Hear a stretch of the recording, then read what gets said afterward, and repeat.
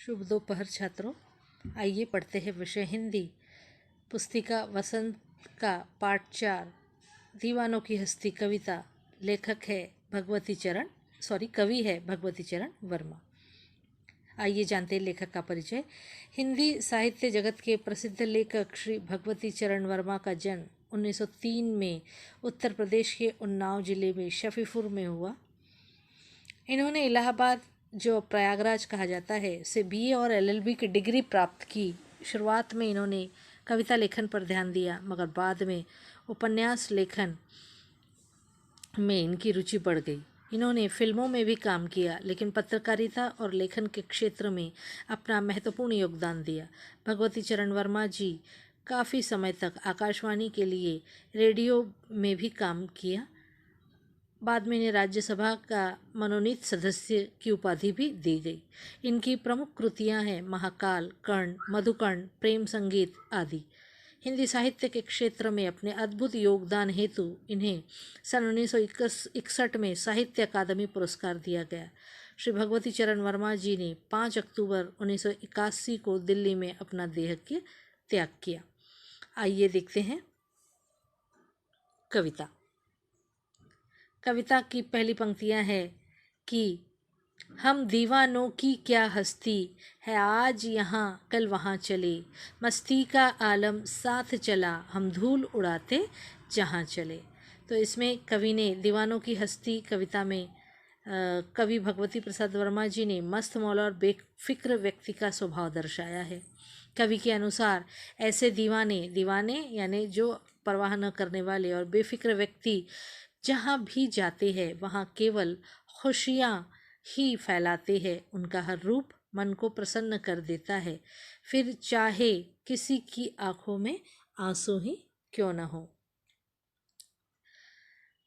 आए बनकर उल्लास अभी, आंसू बनकर बह चले अभी, सब कहते ही रह गए अरे तुम कैसे आए कहाँ चले। तो कवि कह रहे हैं कि कवि कभी भी एक जगह पर ज़्यादा समय तक नहीं टिकते और वे संसार को कुछ मीठी प्यारी यादें और एहसास देकर अपने सफ़र पर निकल पड़ते हैं। कवि लोग सांसारिक बंधनों में नहीं बंधे होते हैं, इसलिए वो दुख और सुख दोनों को एक समान रूप से स्वीकारते हैं। यही उनके हमेशा खुश रहने की प्रमुख वजह है। कवि के अनुसार संसार में कोई भी पराया नहीं होता, वो अपने जीवन के रास्ते पर चलकर खुश रहते हैं और सदा अपने चुने रास्तों पर चलना चाहते हैं। दीवानों की हस्ती कविता में कवि ने कहा है कि वो ज़्यादा घमंड में नहीं रहते, वो बहुत बड़े आदमी नहीं है और न ही उन्हें किसी चीज़ की कमी का कोई मलाल होता है। कवि खुद भी एक दीवाने हैं और बस अपनी मस्ती में मस्त रहते हैं। उनकी इस मस्ती और खुशी के आगे गम टिक नहीं पाता है और उड़नछू हो जाता है।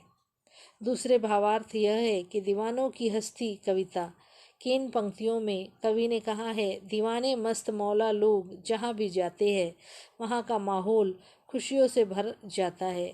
फिर जब वो उस जगह में से जाने लगते हैं तो सब काफ़ी दुखी हो जाते हैं। लोगों को उनके जाने का पता नहीं चलता, वो तो मन में ही अफसोस करते रह जाते हैं। उन्हें मालूम ही नहीं हुआ कि कब आए और कब चले गए। लेकिन कवि को एक जगह टिक कर रहना पसंद नहीं है और वह घुमक्कड़ी में बिलीव करते हैं। तीसरे इसमें कहा कि दीवानों की हस्ती में कि मुझे तो बस चलते रहना है, मुझसे मत पूछो कि मैं कहाँ जा रहा हूँ, ठीक है। और हर जगह जाकर अब मैं उस ज्ञान को बाकी लोगों के साथ बांट लेना चाहता हूँ और निरंतर चलते रहना चाहता हूँ। इस तरह कवि ने अपने इन विचारों द्वारा अपने मस्त मौला होने की बात बताई है। कवि को सभी को यह जवाब भी देना है। आगे हम देखेंगे कि किस दो बात कही, दो बात सुनी, कुछ हंसे और फिर कुछ रोए, छक्कर दुक्का तो आगे मैं ये कहना चाहूँगी कि भगवती चरण वर्मा दीवानों की हस्ती कविता की इन पंक्तियों में कह रहे हैं कि वो जहाँ भी जाते हैं लोगों से घुल मिल कर रहते हैं, उनके सुख दुख बांटते हैं। कवि के लिए सुख और दुख दोनों भावनाएं एक समान है। वे शांत रहकर हर परिस्थिति को सहन करते हैं। इस तरह कवि अपने मार्ग पर चलते हुए लोगों को दुख सुख बांटते हैं और हर खुशी का लम्हा और आनंदमयी देना वो पसंद करते हैं। इसके साथ आगे है कि अब अपना पराया क्या है। कवि यह कह रहे हैं कि यहाँ पर कोई अपना नहीं, कोई पराया नहीं है। ठीक है, हमें केवल खुश रहना है। जो लोग एक मंजिल पाकर वहीं ठहर जाना चाहते हैं, उन्हें कवि ने खुश रहने का, आबाद रहने का और खुशियों का ही आशीर्वाद दिया है। मगर कवि खुद एक जगह बंद कर नहीं रहना चाहते, इसलिए वह घुमक्कड़ी वृत्ति में विश्वास करते हैं और इसी में वे खुश और संतुष्ट है।